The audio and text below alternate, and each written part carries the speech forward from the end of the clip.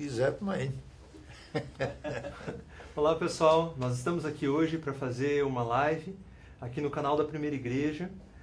Hoje é um dia muito especial, é o aniversário de 80 anos do nosso pastor, pastor que tem nos abençoado como igreja, e hoje ele vai estar aqui para falar um pouquinho sobre a vida dele, como ele está experimentando esses 80 anos, como tem sido o ministério dele, e responder algumas questões que vocês possam estar fazendo online aí. Então você pode mandar as suas perguntas aí nos comentários e nós vamos estar repassando para o pastor aqui, ele vai estar respondendo na medida do possível. Então eu gostaria de começar perguntando para o pastor, como tem sido as comemorações dos 80 anos? O que o senhor tem sentido? Como tem sido para o senhor? Muita surpresa, e aquilo que vocês todos aqui na Primeira Igreja têm feito, têm organizado, e é claro, eu louvo a Deus por tudo isso aqui, e é que a cada hora, cada dia tem outras coisas novas que acontecem, e aí a gente vai curtindo isso aqui com gozo, com alegria, e assim comemorando essa data que Deus realmente nos deu. Bacana. Pastor, o senhor é um homem que não é vivido somente de idade, mas tem muita experiência ministerial, tem uma corrida grande, né? Eu acredito que se nós chegarmos a correr uma parte daquilo que o senhor correu, o mundo vai estar bem servido. Eu gostaria que o senhor falasse um pouquinho para a gente de alguma experiência que o senhor teve no ministério que foi marcante, assim, algo que o senhor lembra, assim, um momento que o senhor acha que foi chave para o seu ministério. Bem, tudo começou quando eu desci as águas do batismo e realmente naquela noite houve aquele momento em que Deus falou comigo e foi o meu chamado, eu tenho certeza disso, porque no decorrer dos anos Deus tem realizado, feito aquilo que eu jamais podia até imaginar, o que poderia estar acontecendo lá na frente. Então, aquele dia, aquela noite, quando eu voltei do batismo, fui batizado lá em Morretes, no Rio Sagrado, e naquele dia, ao retornar para casa, à noite, ao dormir, eu tive primeiro um sonho e depois eu falei com Deus, e aí a visão daqueles quadros e a visão daquilo que Deus falou comigo, e lá mexeu com a minha estrutura, inclusive, porque jovem ainda, com um pouco mais de 22 anos, então eu estava aí olhando as coisas de uma maneira talvez um pouco diferente, mas nesse momento eu entendi que eu precisava estar olhando para aquilo que Deus estava preparando, e aí a minha vida mudou completamente. Glória a Deus. Você que está nos assistindo, você pode fazer perguntas sobre a vida do pastor, sobre o ministério dele, curiosidades. Eu acho que é um tempo assim bem especial para todos nós podermos ter um tempo de tirar dúvidas com o pastor. Então você fique à vontade, mande ali nos comentários. Eu estou vendo aqui a Débora Barbosa, a Gisele Araújo, né? A gente tem visto várias pessoas aqui no Face que já estão se manifestando, né? Dizendo que o pastor é um exemplo, né? Então, assim, tem uma pergunta aqui da Sam Martimiano, e perguntando aqui, pastor, qual que é o seu time do coração? Aí sim! Martimiano, olha, tá fácil. É o Clube Atlético Paranaense. Aí sim! É esse aí, ó. Ficou bonito, ficou bonito. Pastor, um dos comentários aqui fala sobre a sua inclinação missionária. E eu gostaria que o senhor contasse para nós, inicialmente, como começou missões para o senhor, e depois eu gostaria que o senhor falasse o que o senhor vê para o futuro da sua ação missionária. Muito bem. A ação missionária começou, na verdade, naquela noite maravilhosa, porque na visão que Deus me deu, Ele colocou o Salmo 96. E o Salmos 96 ordena que esse evangelho seja anunciado a todas as nações, a todos os povos. E uma das coisas interessantes, porque esses salmos começam adorando, exaltando a Deus, e aí, na sequência, o versículo 3 especialmente, é que nos menciona isso aqui, mas quando lemos os salmos todo, encontramos o seguinte, de adoração a Deus, da presença diante do Senhor, de entrarmos nos átrios de Deus, e isso começou a mexer comigo nessa questão missionária.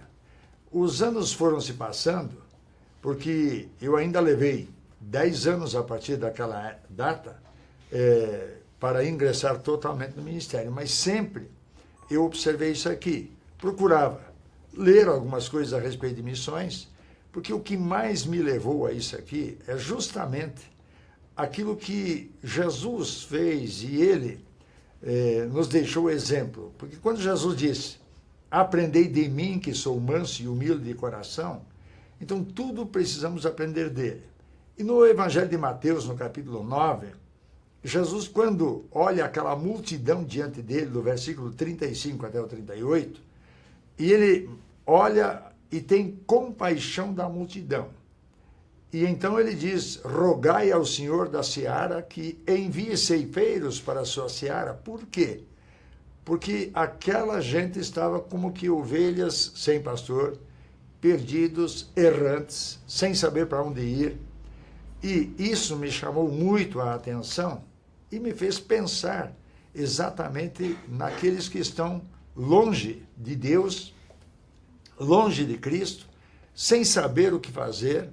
E um outro momento, quando Deus falou comigo muito claro, e no livro de Joel, quando a palavra de Deus diz assim, que multidões e multidões estão no vale da decisão, sem saber discernir entre a sua mão direita e a sua mão esquerda. Isso me levou a pensar muito no pecador perdido, que precisava de alguma forma ser alcançado. E aí, meu coração se inclinou realmente para isso aqui. Então, Deus me usou nesse sentido. Tive o primeiro momento pensando em missões, e as primeiras vezes aconteceram com algum investimento no Amazonas, primeiro lá no município de Coari, com um dos missionários, mais outros ribeirinhos, posteriormente Maranhão, e finalmente entramos no Paraguai, passamos a fronteira e entramos no Paraguai, aí começando missões internacionais. O que eu penso daqui para frente?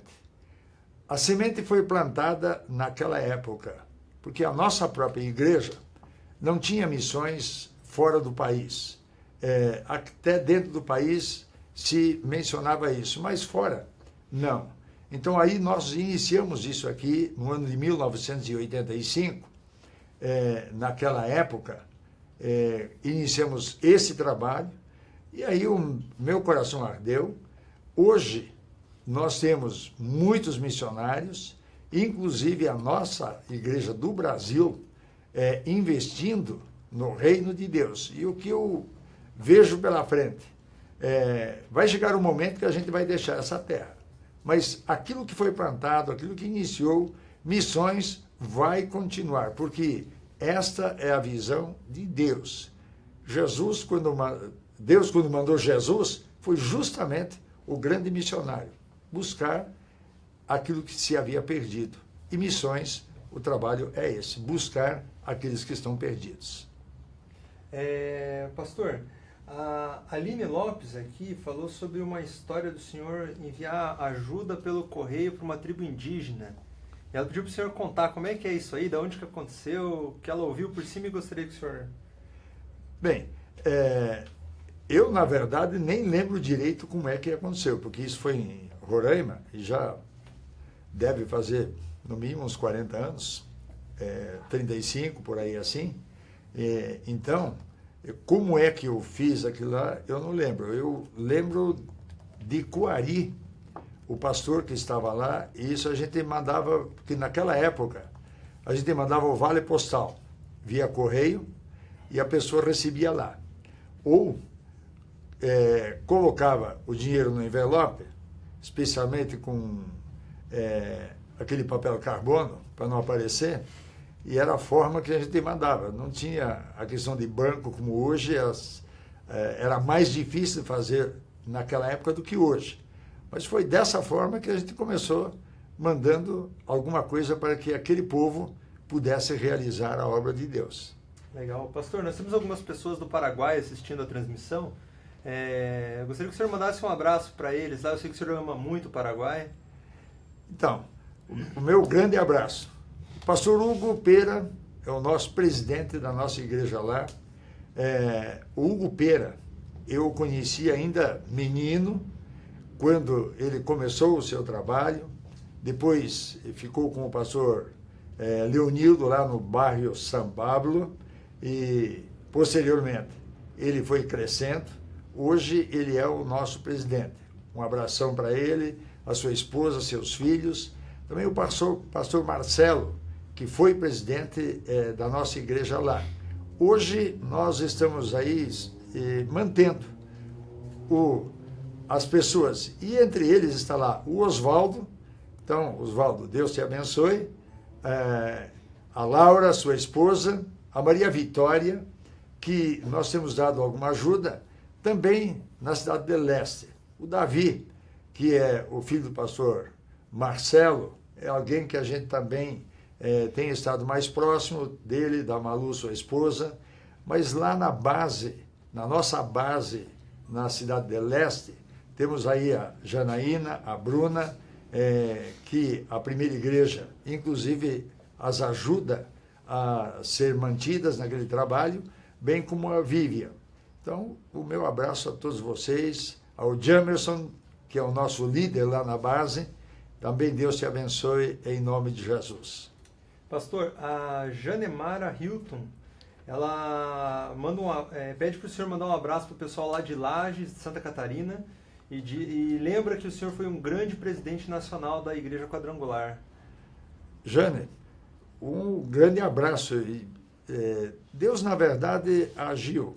E Lages é uma das cidades, claro, eu passei várias vezes por lá, e, entre outras coisas, ficou muito bem gravado no meu coração uma das convenções estaduais do estado de Santa Catarina, quando realizamos lá que na igreja de Lages, o pastor Aparecido Teixeira Costa ainda era o presidente, aliás, era o pastor da igreja de Lages, e naquela convenção nós tivemos assim um momento muito especial, porque a gente até mexeu um pouco, mudou um pouco o ritmo das convenções, e naquele dia nós iniciamos a reunião às 7 horas e já ficou programado até às 10h30 da noite.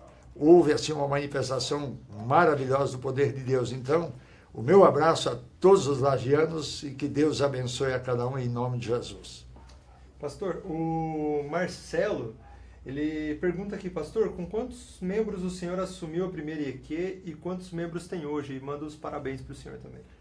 Marcelo, quando eu assumi a primeira igreja, tinha 380 membros. E eu sei que tinha os 380 porque eu assumi em agosto e o pastor Raul havia feito um recadastramento de todos os membros no mês de maio, junho e julho. Em julho ele encerrou isso aqui. E no mês de agosto, infelizmente, ele partiu para a eternidade, felizmente para ele, porque está gozando da eternidade.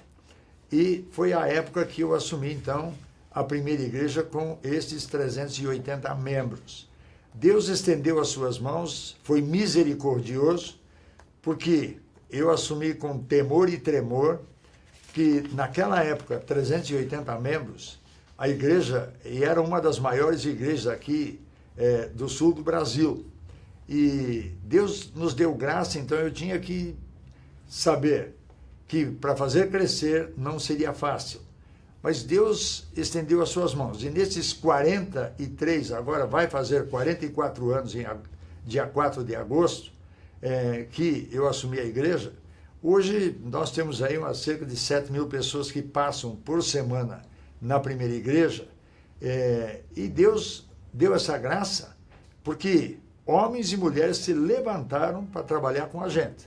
Sozinho, é claro, devia estar aí com, quem sabe, uns 500 ou 600 membros.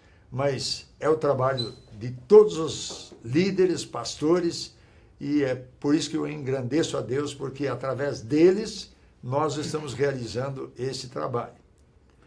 Legal. Pastor, a Débora Barbosa, ela diz aqui que faz um mês que ela se tornou membro aqui da primeira igreja, e o filho dela já teve a oportunidade de participar do Encontro com Deus Kids, que foi uma experiência incrível para ele. E ela pergunta qual a visão e projetos que o senhor tem para investimentos com crianças. Então, Débora, com crianças, desde 1969, é que o meu coração se voltou para isso, quando Deus falou comigo, e desde aquela época eu procurei investir em crianças, trabalho com crianças. Esses trabalhos foram realizados durante todos esses anos. Aí eu creio que estamos perto dos 40 anos já com trabalho na primeira igreja especialmente, investindo em crianças. Então, eu sempre olho as crianças da seguinte forma: eu não posso olhar a despesa que a gente tem, porque não é despesa, é investimento. E para que a igreja do amanhã permaneça viva como está hoje, porque se há 35, 40 anos atrás não houvesse investimento em crianças, a nossa igreja especialmente não teria os líderes que tem de forma nenhuma, porque estes foram crianças, e as crianças hoje como teu filho. Amanhã será o pastor, é alguém que vai assumir as responsabilidades que hoje nós temos. Então, a minha visão é prosseguir avançando cada vez mais e dando, assim, graças a Deus pelos líderes que nós temos de cuidar dessas crianças. Porque eu sempre digo assim, eu sei tudo o que tem que fazer com a criança, só que o meu linguajar hoje não alcança uma criança, mas os nossos líderes que estão trabalhando com eles alcançam, e isso me deixa muito feliz. Pastor, a Pris Zdrojewski, ela pergunta, num tempo de tantas decepções, quais as dicas que o senhor, para se ter uma vida sempre com bom caráter e integridade, quais as dicas que o senhor poderia dar para nós? Bem, Priscila, o que eu tenho que dizer? É olhando sempre para Jesus, nem para a direita e nem para a esquerda, mas é para Ele, focalizando assim a pessoa de Cristo na nossa vida, porque decepções sempre houveram, problemas sempre existiram, é claro. Hoje nós vivemos num país com muito mais problemas do que existiram anteriormente, só que em Cristo Jesus nós continuamos sendo mais do que vencedores. Então as lutas, as decepções, elas passam, mas as alegrias vêm, porque Jesus Cristo está conosco. Então, a gente não pode nunca desistir, mas sempre deve persistir, porque é isso que a própria palavra de Deus diz, e Tiago, capítulo 5, verso 11, diz, consideramos felizes aqueles que persistem. Então, quando acontece uma decepção, não pode nos derrotar. Ela tem que ser, na verdade, um alento para a gente, um encorajamento, para enfrentar as lutas sabendo que a vitória vem, porque Deus nos dá. Legal. Pastor, a Tatiane Marques, ela está perguntando aqui para o pastor, qual a situação mais inusitada que o senhor passou em um culto já? Tatiane, deixa eu pensar um pouco aqui.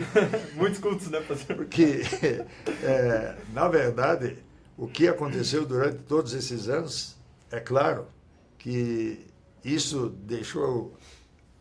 instruiu a gente de estar sempre pronto, sempre preparado. Claro que existem algumas coisas que eu até diria assim, até não tornaria tão público, né? Mas tivemos momentos de dificuldade. Momentos inusitados, por exemplo, de chegar num momento em que, e vou citar isso aqui, numa festa das debutantes aqui na primeira igreja mesmo. Quando quem estava naquela época dirigindo e estava liderando, e aquela irmã, ou pastora, eu não sei, ela achou que falou comigo, mas eu acho que não falou. Eu cheguei na festa, entrei na igreja, e aí até Deus falou assim, se prepare. Eu disse, prepare para quê? E eu tinha que pregar naquela noite sem saber que eu estava escalado para pregar. Então, foi um momento assim, parecendo ser difícil, se bem que eu nunca vou num culto sem estar preparado. Outras ocasiões também já aconteceram isso aqui, em formaturas, momentos que, na verdade, a gente fica pensando, como fazer? Mas Deus sempre dá uma saída e, com a unção e a inspiração divina, nós alcançamos a vitória. Então, aquela vez, das debutantes, já faz anos atrás, que foi um trabalho que Deus também nos deu para iniciar isso aqui. Então, eu nem lembro quem era, na época, a pessoa que estava liderando esses eventos. Pastor, eu lembro de uma história que o senhor contou uma vez numa reunião dos pastores, que o senhor orou para ter uma experiência de ressuscitar alguém, de orar e alguém ressuscitar. E eu lembro que foi uma experiência que me marcou bastante. Eu acho que essa entra nas inusitadas ali. Se o senhor puder compartilhar, eu acho que é um... Eu estava em um tempo de oração, buscando a Deus e dizendo para Jesus, Senhor, eu quero viver os dias primitivos da igreja. E isso aconteceu na terceira igreja. Eu aceitei Jesus lá e fiquei lá quase 15 anos. Numa vigília em que nós estávamos fazendo com os jovens da igreja, e devíamos ter lá umas 100 pessoas nessa vigília. E quando chegou mais ou menos 5 horas da manhã, uma senhora faleceu. Hoje ela é falecida, mas lógico, hoje ela teria mais de 100 anos se estivesse viva. E ela simplesmente faleceu. Aí trouxeram ela para ver, disse que ficou ruim. Aí estava lá um farmacêutico, ele disse, olha, não tem mais pulso, não tem mais nada, ela está morta. Naquele momento eu disse, Jesus, o que eu vou fazer agora? Foi quando o Espírito de Deus falou claramente no meu coração, você não queria viver os primitivos dias da igreja? Ele disse, sim, disse, então começa aí. E naquele momento eu orei a Deus. Claro que eu não disse para eles, olha, vamos orar porque a situação está delicada, mas sem dizer que ela estava morta. E mais ou menos uns 5 minutos, ela voltou, na verdade ressuscitou, e Deus nos deu essa graça assim, extraordinária naquele dia. Valeu a pena, mas que não foi fácil naquele momento, não foi. Pastor, o Carlos Gaspar, ele pergunta aqui, quem foi o homem de Deus que o senhor tomou como referência, quem discipulou o senhor? Uma pessoa para quem o senhor olhava. Então, Carlos, na verdade, o meu pai na fé foi o pastor Raul Rodrigues de Castro, uma pessoa em quem eu tinha uma referência toda especial, a sua maneira de ser, a sua maneira de agir, muito passivo, alguém que tinha muita compaixão também. Agora, eu aprendi com o pastor Lauro, que era o pastor da primeira igreja antes do pastor Raul, porque quando ele faleceu, o pastor Raul, que é seu irmão, é claro, assumiu no lugar dele. O pastor Lauro, com ele, a minha referência de pessoa de oração foi o pastor Lauro. A minha referência como trabalhar com as pessoas foi o pastor Raul. E a pastora Odá foi a pessoa que mais ensinou a gente andando, porque quando jovem, ela era conselheira e aí a gente tinha um bom tempo. Um outro pastor que também já é falecido, Joel Nelson Eck, aquele foi o meu conselheiro quando ainda jovem, antes de casar. Ele sempre estava com a gente. Então, essas pessoas foram as que mais marcaram a vida da gente. É claro que eu procurei ver também outras pessoas, a vida delas, mas esses 4 foram os que mais marcaram a minha vida. Legal. Pastor, a Fernanda Napoli Almeida, ela gostaria de saber qual é o próximo sonho que o senhor gostaria de realizar. Fernanda, eu tenho, na verdade, muitos sonhos ainda. Sempre dizendo o seguinte, para Deus não tem idade. Pode ser criança, pode ser adulto, ancião, pode ter 80, 90, 100, 120 anos, se alguns poucos chegam lá, né? Mas eu entendo o seguinte, a minha visão, o meu sonho é que a nossa igreja, primeiro, não só multiplique, só dobre, mas multiplique várias vezes. Outro detalhe, que nós possamos alcançar o restante dos países do mundo, porque a igreja quadrangular em si, estamos lá em 142 países, e olhando para isso aqui, nós temos no mínimo mais 43 que precisam ser alcançados. E eu espero em Deus que, apesar das dificuldades que existem nesses países fechados, mas o evangelho tem que chegar lá. Então, o meu sonho é continuar realizando a obra do Senhor, fazendo a vontade de Deus, meu plano, meu propósito, meu projeto. Inclusive, quando havia conversado com o nosso presidente nacional da nossa igreja, o pastor Mário de Oliveira, o Silas deve estar assumindo a minha posição, mas não quer dizer com isso aqui que ao passar para ele a liderança, eu vou deixar de, enquanto estiver vivo, eu sei que eu posso alcançar mais e mais dos sonhos que Deus tem dado ao meu coração. Legal. Pastor, a Patrícia Locatelli pede para o senhor contar sobre o investimento do senhor nos pastores jovens, como foi a experiência, como as pessoas reagiram. Bem, Patrícia, e vocês estão me ouvindo, eu sempre procurei estar aqui porque eu entendo, primeira coisa, Adão não foi criado criança. Deus o criou como um jovem, pronto para casar, então já estava aí naquele momento, e é isso aí. Então ele não teve nem experiência de ter pai, ter mãe, mas ele teve essa criação e ele foi. Alguém errou em algumas coisas, errou. E quando muitas vezes as pessoas olham e dizem, não, mas os jovens estão errados nisso e aquilo, eu sempre olhei da seguinte forma, erros nós todos cometemos. E eu sempre acreditei, porque alguém acreditou em mim quando eu era jovem. Se não tivessem acreditado, eu não estaria aqui hoje de forma nenhuma, mas eles acreditaram. Por que é que eu não devo fazer a mesma coisa? Então eu tenho como responsabilidade, inclusive, de investir nos jovens. Investir nas crianças, porque as crianças são a igreja de amanhã. Os jovens são a força de hoje e é o que tem que estar sendo preparado para dar continuidade àquilo que está sendo realizado.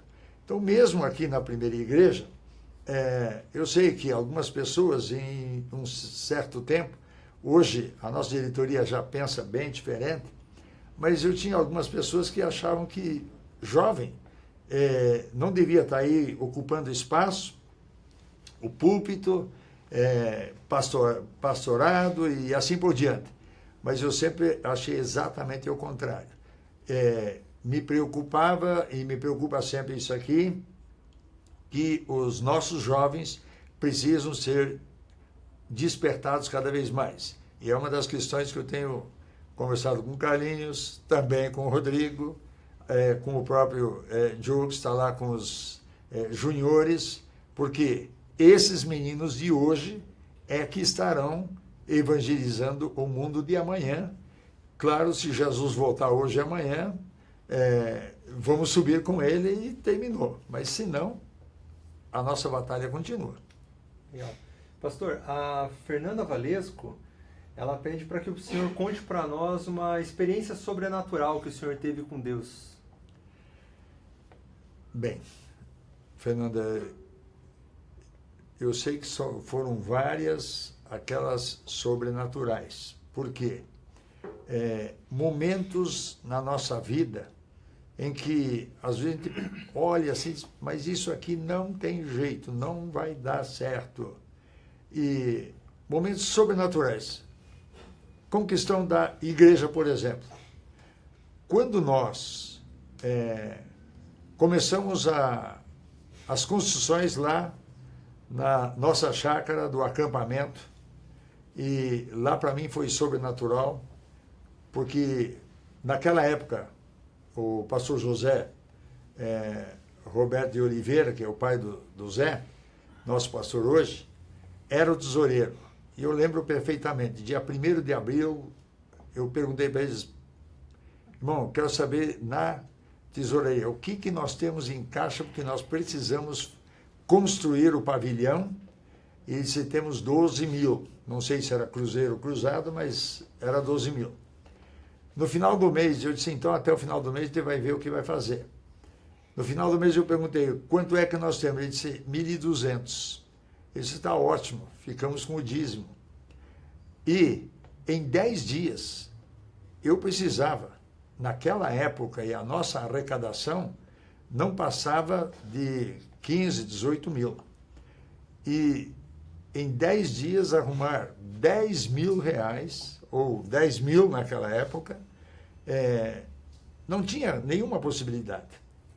Mas eu disse, mas Deus é Deus, então Deus fez o sobrenatural. Um outro momento que eu entendo que a ação divina, e quando se fala em missões, e nós estamos com a construção da catedral, com 23 pessoas trabalhando na construção, o tesoureiro chegou para mim e disse assim, mês que vem nós temos despesa 3 vezes maior que a arrecadação da igreja e não tem como. Ele chegou para mim e disse, eu quero saber, o senhor vai mandar embora os operários, vai parar com a construção? Ele disse, tudo bem, isso era uma sexta-feira, ele disse, pode deixar, segunda-feira eu resolvo isso. Mas no sábado eu recebi uma correspondência e nessa correspondência estava lá, amplia a tua tenda. E entre aspas estava, não o impeças. E quando eu li o não o impeças, o meu coração doeu. Parecia que eu estava com um infarto naquele momento. Mas eu entendi que não era nada disso aqui. Eu cheguei para o tesoureiro e a diretoria da igreja e disse, olha, nós não vamos parar com nada, vai continuar tudo igual, só que a partir de hoje, oferta de missões todo dia, todo culto. E dizendo para o tesoureiro, chegou segunda-feira, me deposita tudo no banco, eu não quero esse dinheiro no caixa da igreja, senão nós vamos gastar. O que aconteceu naquele mês? Eu não tenho explicação até hoje, não achei explicação. Nós pagamos tudo, nós não ficamos devendo nada, nem as taxas, absolutamente nada. Deus estendeu as mãos, ainda sobrou 7 cruzeiros, que isso aqui eu lembro perfeitamente. Então, foi uma ação divina. Para mim foi um milagre. Lógico, eu vi outros milagres operados de Deus em pessoas sendo curadas, cego enxergando, surdo ouvindo. Uma das coisas que lembrei agora, lá no Espírito Santo, em Vitória do Espírito Santo, numa das convenções estaduais que eu estava lá como presidente, e um homem cheio de... Ele tinha feito uma cirurgia com 40 e poucos pontos na cabeça, no braço, havia sofrido um acidente, e a gente orou por ele, porque a sua mãe o trouxe, ele estava com dores e etc., ele recebeu a oração, dia seguinte, os pontos caíram, ele levantou totalmente sarado, curado. Isso foi um milagre. Então, coisas que Deus surpreende a gente. Legal, pastor.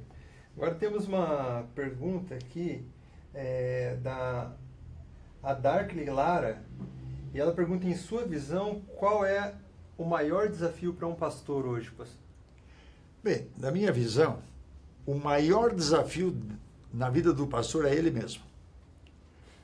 Porque a gente coloca as dificuldades que tem, os desafios que aparecem, mas eu entendo o seguinte: no momento que eu consigo me vencer, acreditar no poder de Deus, me submeter à vontade de Deus, aí eu venci 99% dos problemas. Porque nesse momento, o que acontece? Deus tem liberdade de agir na nossa vida. E essa é uma das coisas que eu procuro me policiar, porque com certeza eu teria feito muito mais se fosse mais humilde, mais obediente e mais atento às coisas de Deus. Os desafios que eu tive, nenhum deles foi tão difícil, porque com a ajuda de Deus nós vencemos. Pastor, o Ed Medeiros pergunta aqui: como o senhor enxerga o movimento jovem cristão hoje em dia? Ed, o que acontece no movimento cristão dos jovens? Tem uma preocupação, sim, porque especialmente aqueles sem igreja, para mim, na minha maneira de ver dentro da palavra de Deus, quem não tem igreja não tem compromisso com ninguém. E Deus não admite outra coisa a não ser compromisso. Se eu não tenho responsabilidade com Deus, não tenho compromisso com a palavra, com aquilo que Deus faz, eu fico solto, fico livre. E aí eu só faço quando eu acho que devo fazer. E esse é um dos grandes problemas na vida de alguns jovens. Agora, diria assim, mas eu não suporto igreja. Bem, para mim, Jesus Cristo, quando diz assim, as portas do inferno não prevalecerão contra a igreja, não está dizendo que não prevalecerão contra indivíduos. Mas quando a igreja está unida, é claro que o inimigo não tem como vencer. E vamos olhar toda a história do povo de Israel. Quando estavam dispersos, eram vencidos facilmente pelos inimigos, ficavam numa situação delicada, sofriam, passavam fome, dificuldades. Por quê? Estavam desunidos. Mas no momento que eles se uniam, Deus lhes dava a vitória. Então os jovens de hoje, na verdade muitos, porque não são todos, e eu louvo a Deus por aqueles que estão nas igrejas servindo a Deus, eles são a referência e estes é que vão levar esse evangelho avante. Pastor, a Maria Mar Silva, ela fala sobre o prêmio da Ordem Estadual dos Pinheiros que o senhor recebeu, que é algo que poucas pessoas na Quadrangular receberam. Gostaria que o senhor contasse um pouco mais o que é e como o senhor sentiu. Bem, esse prêmio, na verdade, é o maior do Estado, que é concedido a pessoas que as autoridades considerem, especialmente são indicações do próprio governador, sempre foi com outros governos também, não foi apenas agora com o governador atual, o Beto Richa, mas o que a gente faz? Eu louvo a Deus por isso, não sei se realmente eu fiz jus a tudo isso aqui, mas pelo menos uma das coisas é certa. Eu entrego isso aqui para Jesus porque não tenho outra forma a não ser essa. Quando a palavra de Deus fala, e Deus falando com Josué, Deus disse assim, eu vou fazer o teu nome, eu entendo o seguinte: se cheguei a esse ponto, receber essa comenda como comendador, foi porque Jesus Cristo é quem estendeu as suas mãos, quem nos deu essa vitória. Há uma coisa que eu sempre fiz e vou continuar fazendo, orando muito pelas autoridades, reconhecendo a autoridade delas, na verdade, não reclamando tanto, mas orando por elas, e especialmente aqueles que estão nos governando, são pessoas que estão lá. Deus colocou? Eu creio que sim. Alguns, talvez não foi Deus, mas acontece o seguinte: como estão imbuídos da responsabilidade, eles são os instrumentos de Deus, que Deus vai me disciplinar, porque as leis estão sendo criadas, e é para isso mesmo. Então, eu louvo a Deus por tudo isso aqui. não tem outra coisa a dizer senão, só aconteceu essas coisas aqui por causa de Jesus Cristo, nosso Senhor e nosso Salvador. Amém. Pastor, eu gostaria que o senhor falasse um pouquinho para os jovens que estão nos assistindo, que sentem que tem um chamado ministerial. O que o senhor diria para eles? E agora? Eu acho que Deus me chamou para o ministério, o que eu devo fazer? Então, o chamado de Deus, eu não tenho a menor dúvida que ele sempre é forte, é presente, porque, na verdade, quando se fala em chamado, Deus chamou, e quando Jesus disse assim, vinde a mim todos vocês que estão cansados e oprimidos, e eu vos aliviarei, e depois ele disse, ide e pregai o evangelho. Quando Jesus chamou os seus discípulos, pegando um por um, e alguns estavam lá com um tipo de trabalho, outros com outro, mas observem o seguinte, que todos os apóstolos tinham alguma coisa que estavam fazendo, realizando, e Jesus os chamou. E o Senhor continua chamando. O chamado, na verdade, é para todos. Quem responde sim, Deus o habilita para realizar. Quem procura se esquivar e muitas vezes fugir, claro, Jesus não vai obrigar você a fazer o seu trabalho. Porque Jesus, na verdade, é aquela pessoa que convida, chama. Se você quer, amém. Se você não quiser, ele também não vai te desprezar por isso. No entanto, o que eu vejo hoje? E no chamado, eu tive uma dificuldade, sim, como vocês têm hoje. Porque o jovem de 100 anos atrás, de 1000 anos atrás, o jovem de hoje tem os mesmos sentimentos. É carne, osso e sangue, e as experiências ainda são poucas, a gente vai adquirindo, e nesse momento, quando tem o chamado, sente o chamado de Deus, a gente fica, às vezes, confuso, às vezes com dificuldades, só que tem uma coisa, você precisa ter ousadia e coragem. Ore a Deus pedindo coragem, que é uma das coisas que eu sempre fiz. Eu precisava de coragem, de ousadia, porque se não tivermos essa coragem, essa ousadia, é claro, usando a fé que Deus nos dá, nós não temos como superar os problemas. E aí o chamado fica mais difícil ainda, e até podemos negligenciar o chamado por falta de ousadia. Então, o que eu espero é que você lute por isso. Deus te chamou, com certeza você tem. E quando Deus chama, é outro detalhe. Nós temos que estar preocupados e nos preocupando, inclusive, em aprender, em crescer, em entender o que é que Deus quer e se preparar. Então, se você tem um chamado para o exterior, por exemplo, procure saber a língua, procure fazer o máximo possível, não fique aí de braços cruzados esperando o dia de ser enviado. Quando for enviado, você já está pronto para servir a Deus. Pastor, gostaríamos que o senhor falasse um pouquinho sobre o seu envolvimento com a igreja na Itália. O senhor contasse um pouquinho como é e qual a sua ação lá hoje. A Itália. Itália é um país que hoje tem 0,93% apenas de evangélicos. É um país que nominalmente é católico, mas o povo não vai à igreja. A maior parte das igrejas são museus, estão lá como decorativas. O povo está sedento também, sim. Muitas vezes eles não sabem o que fazer, mas isso nos chamou a atenção e eu sei que Deus tem alguma coisa muito especial.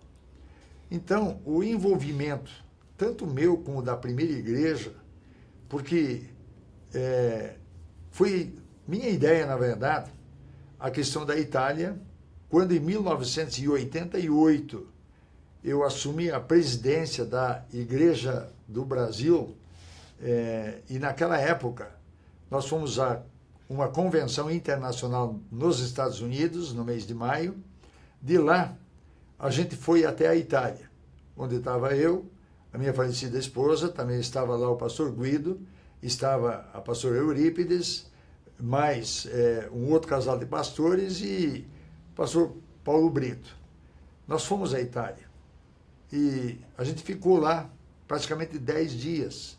Eu disse ao pastor Guido naquela época, ou é agora ou nunca. E no ano seguinte, o pastor Guido embarcou para a Itália. Hoje nós temos um bom número, eles vão ter agora uma convenção na próxima semana, aliás, começando amanhã, essa convenção, estão lá para realizá-la e eles já têm lá mais de 100 pastores, obreiros que estão servindo a Deus. Então, hoje, o nosso envolvimento continua. Nós participamos, tanto eu, pastor Silas, de convenções, de retiros, procurando ajudar. Inclusive, o ano passado, mês de outubro, a gente participou do retiro da igreja onde o pastor Guido está presidindo e os nossos missionários estão lá. E uma semana depois, a Global King, nós tivemos um outro evento com todos os pastores de várias denominações, cerca de 150 pastores que a gente participou, que são pastores que estão lá na Itália. Eles têm dificuldades, têm lutas, por isso a necessidade de oração e o meu apelo também que vocês orem e clamem a Deus para que a Itália seja transformada de alguma forma. E para isso, precisamos investir tempo, oração e mesmo financeiramente. Pastor, nós temos agora duas questões aqui muito sérias. Uma da Nara, ela pergunta qual é a sua comida favorita, pastor? Muito séria. Nara, é o seguinte, para mim, eu sempre brinco dizendo assim, o que caiu no anzol é peixe. Eu, na verdade, não tenho nenhum problema com alimentação nenhuma. Já tive lugares difíceis de alimentos que às vezes o pessoal dizia assim, eu não ia aguentar isso aqui, eu não... na verdade, eu não tenho assim uma preferência de dizer assim, olha, aquela comida é de minha preferência. Eu até nesse ponto eu digo assim, dou graças a Deus, porque o que caiu no anzol é peixe, o que chegou no prato é comida. Outra das perguntas muito sérias aqui, né? Da Samela aqui, qual é o seu palpite para o jogo de hoje à noite, São Paulo e Atlético? Bem, classificação nossa. Esse é o meu palpite. Esse o Winner, ele pergunta aqui, pastor, qual é o seu hobby? O senhor tem algum hobby? O que o senhor faz para se divertir? Para divertir, na verdade, não sobra tempo. Mas quando tem tempo, qual é a opção, pastor? Se tivesse tempo, seria qual? Se tivesse tempo, meu futebol eu parei porque eu rompi o menisco do joelho, quer dizer, hoje seria difícil, né? Mas era uma das coisas que eu gostava, gosto até hoje, não existe assim problema. Mas olha, como de fato eu tenho muito pouco tempo e eu procuro usar todo esse tempo para servir a Deus, até porque, sabendo que com essa idade o meu tempo não deve ser tão longo, e aí eu não posso perder de buscar os perdidos de alguma forma. Então, na verdade, aí seria a própria igreja. A própria igreja é o hobby. Pastor, o Fernando Barbosa pergunta aqui, qual foi o ano mais marcante para o senhor na primeira igreja? Fernando, para mim responder isso aqui, eu acho que o mais marcante devia ser o segundo ano, o segundo ano quando eu assumi, porque eu assumi em 74, dia 4 de agosto, e em setembro de 1976, eu fiz alguma mudança assim um pouco radical, ousada, porque para aquela época era ousada, e eu acho que aquele foi o momento que marcou muito algumas coisas que Porque na igreja, toda a vida a gente tem que mexer com alguma coisa. Eu levei 2 anos, na verdade, sem mexer nada na igreja. Depois, cada 4, 5 anos movia alguma coisa. Hoje, na verdade, se a gente não mexer com a igreja, pelo menos a cada 3, 4, 5 meses não mudar as coisas, ela para, porque é tudo muito dinâmico. Mas, na verdade, no segundo ano do meu pastorado, porque mexeu com várias coisas dentro da igreja. Então, na questão administrativa, na questão do mover, na questão de começar a pensar realmente em fazer alguma coisa a mais em evangelismo, congregações e etc. A questão da chácara, onde a gente começou as construções em 76. Então, foi um desafio assim marcante para um número de pessoas que, a essa altura, nós estávamos mais ou menos com 700 membros só. Então, não foi fácil, mas vencemos. Pastor, a Lisa, ela pergunta se o senhor se arrepende de não ter feito algo nesses 80 anos. Bem, me arrepender é o seguinte, é coisa que eu às vezes fico pensando, tudo bem, eu podia ter feito mais. De arrependimento, eu não, até diria que não sei, não tenho. Agora, que eu podia ter feito mais, podia. No reino de Deus, se fosse um pouco mais ousado. Então, de repente, algumas coisas que eu olho hoje, talvez pudesse fazer, até alguém um dia me disse, não, mas isso aqui não é verdade. O senhor sempre teve coragem. Não, alguma coragem eu tive, mas não sou tão corajoso, não. Então, mas de se arrepender mesmo, eu até não diria que eu tenho alguma coisa para me arrepender, não. Legal, pastor. Nós estamos finalizando o nosso tempo aqui. Eu gostaria que o senhor mandasse uma mensagem para todo o pessoal que está nos assistindo. Mais de 100 pessoas passaram na live. Também o pessoal da Primeira Igreja que esteve te homenageando nesse tempo. Para nós concluirmos o nosso tempo. Então, muito obrigado a todos vocês que têm feito essas homenagens, surpreendendo a gente em tantas e tantas coisas. Então, não é porque eu cheguei nessa idade e com todas as experiências que eu já passei, tem coisas que vocês surpreenderam da mesma forma e com certeza isso vai acontecer comigo e com vocês também. E eu louvo a Deus pela vida de cada um de vocês. Desejo que Deus os abençoe de uma maneira muito especial, que o Espírito Santo de Deus os ensine, revele a sua vontade, os inspire, oriente em tudo na sua vida, porque na direção do Espírito Santo nós vamos vencendo. E eu louvo a Deus, mesmo quando dá pergunta, se tem alguma coisa de me arrepender, na verdade eu teria que me arrepender de não ter aceitado Jesus antes. Esse aí, na verdade, foi uma das únicas coisas que eu perdi tempo. Mas, quanto ao mais, desde o momento que Jesus entrou na minha vida, eu exalto a Deus, eu glorifico a Deus, experiências que a gente teve, que algumas delas a gente comentou aqui, lógico, fosse comentar todas elas, mesmo quando se fala em missões, quando entramos no Paraguai, aí sim, eu nunca mais faria do jeito que eu fiz, levando uma família para deixar no hotel 15 dias com 2 meninos, que para criança já viu como é que é ficar preso lá, não era brincadeira. Então, mas eu aprendi, não é que eu me arrependi disso aqui, mas eu aprendi que eu jamais devia fazer isso aqui. Então, e vocês têm me ensinado, porque eu aprendo a cada dia com a criança, com o adolescente, com o jovem, com o ancião. Por quê? Todos vocês têm algo para me ensinar. Eu não aprendi tudo, e eu sei que vou morrer, não vou aprender tudo. Ninguém vai conseguir fazer isso. Então eu espero que Deus te abençoe e que nós consigamos caminhar juntos, servindo a Deus todos os dias da nossa vida até que Jesus venha ou até que a gente vai partir. Então, a minha brincadeira que eu faço às vezes no púlpito, eu faço com você agora.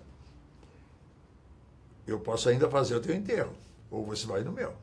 Mas que nós estamos com Jesus, é isso, e nós queremos continuar com Jesus sem deixar que nada nos atrapalhe em servir ao Senhor.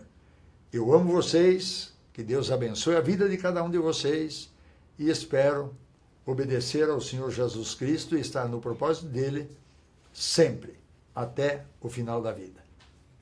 Gostaria de agradecer a todos vocês que participaram dessa live, o pastor Eduardo que esteve aqui conosco. Durante o restante da noite nós ainda estaremos postando nas nossas mídias sociais, no Insta e no Face, um pouco do restante do nosso dia. Nós temos aí um vídeo de homenagem ao pastor Eduardo que vai sair em alguns momentos aí nos nossos canais. Então esteja atento para receber mais informações sobre esse dia especial em que o nosso pastor comemora 80 anos. Até mais. Então Deus abençoe. Gente, aí...